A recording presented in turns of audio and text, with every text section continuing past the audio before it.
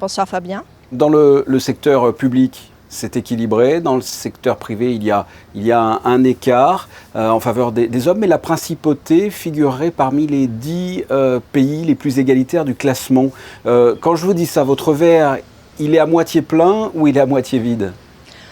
Il est plutôt favorable, puisque c'est quand même l'indice calculé par l'OCDE. Alors Monaco ne fait pas partie de l'OCDE, mais quand on place artificiellement la principauté sur ce graphe, on se rend compte qu'on est quand même parmi les pays les mieux classés. Donc il faut voir le point tout à fait positif de ce classement. Et à titre personnel, qu'est-ce qui vous choque ou qui vous marque peut-être d'après cette étude ?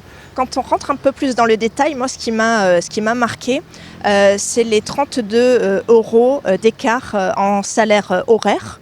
Dans la partie qui s'appelle autres activités de service, qui regroupe les footballeurs professionnels, donc ce sont que des hommes à l'heure actuelle, et le personnel de maison, ce sont quasiment que des femmes. Donc on arrive à 32 € de l'heure, ce qui est quand même un chiffre important. Et on a également dans les activités financières et d'assurance, là aussi un écart très marqué. Donc c'est vraiment très très lié, tous ces écarts, à la structure de la population et au secteur d'activité aussi, qui joue beaucoup, qui fait que les postes les plus rémunérateurs aujourd'hui sont occupés par des hommes en majorité et les moins rémunérateurs par des femmes. Et concrètement, à quoi va servir cette étude ?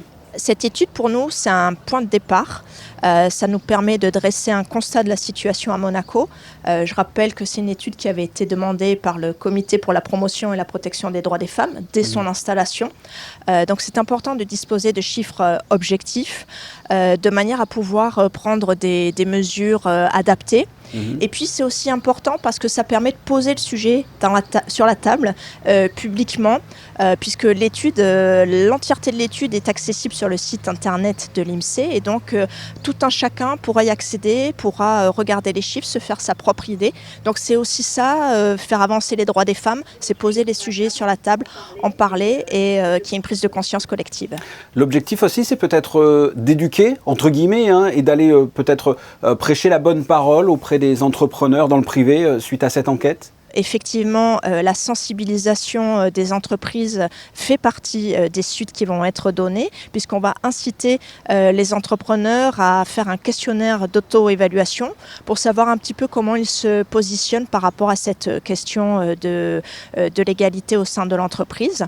Il y aura d'autres mesures aussi d'approfondissement des chiffres de l'INSEE, avec une étude, on va regarder dans le rétroviseur en 2012, et puis on peut aussi déjà se projeter sur une étude à venir, puisqu'il y aura une autre étude en 2024. Donc ça permettra d'avoir un comparatif déjà sur 5 ans, puisque cette étude prend des chiffres de 2019.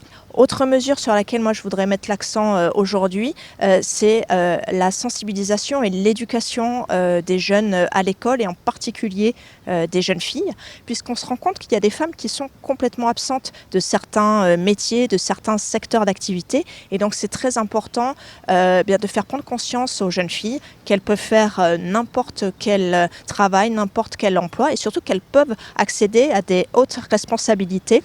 Donc c'est très important d'aller éduquer les jeunes filles, et de manière à faire évoluer la société. Et je suis persuadée ainsi que dans les années qui viennent, en tout cas, on pourra voir une évolution favorable de la situation. Céline Cotalorda, merci. Merci Fabien Moligna.